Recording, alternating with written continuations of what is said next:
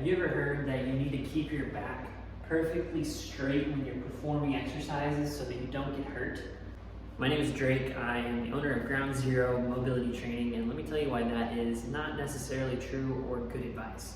Our spine actually has over 300 unique different joints, and joints are actually meant for us to be able to move. If we weren't supposed to move our spine, then our spine wouldn't be made up of so many flexible different options to be able to use through different movement types. Think of things like our skull, which are made up of quite a few less joints because we need it to be steady, secure, and strong to prevent forces. The spine is made so that we can evenly distribute forces in a lot of different ways and have more options. Specifically, our spine can do four main things.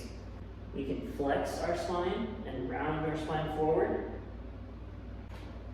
We can laterally bend our spine and flex and extend. We can rotate through our spine. And lastly, we can extend through our spine. These four things that our spine can do are all equally important.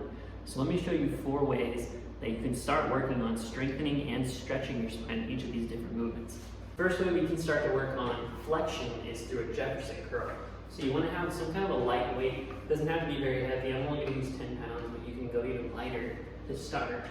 You're going to want some kind of an elevated surface, and then you're just going to think about rounding through the back and the spine, letting the weight kind of help you sink into a stretch.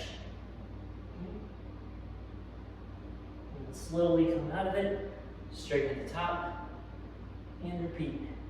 Really looking for as much flexion of the spine as possible through here. Don't work on laterally moving your spine, flexing and extending. You can do that with a yoga block, and what we're going to do is get into a half kneeling position where one leg's out to the side here. And what I'm going to do is I'm going to use this block right above my head and try to find as much of range as I can and back up. If you can't go that far, that's totally fine. And if this is too intense that you would start, you can just put your hands behind your head and do the same thing. Back and forth. Should get a nice stretch to that outside, and then make sure you come strong back to the top.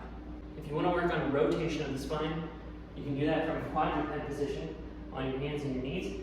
Take one hand behind your head, reach to the floor, and then reach to the ceiling with that elbow. Okay. Reach for the floor, reach for the ceiling. That, back and forth. To work on spinal extension, we'll come back to the yoga block, and what you're going to do is use a chair or bench in front of you. You're going to put your elbows right on the bench.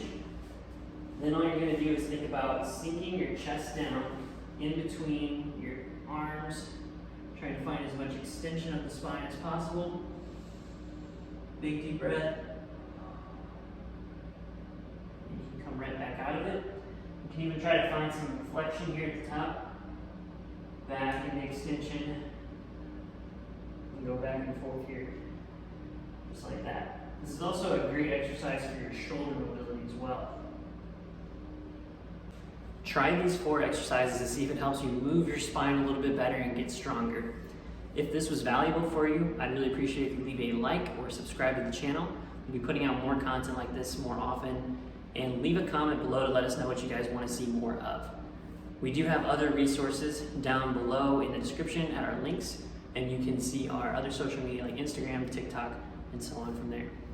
Thanks. Hope you guys have a great rest of your week.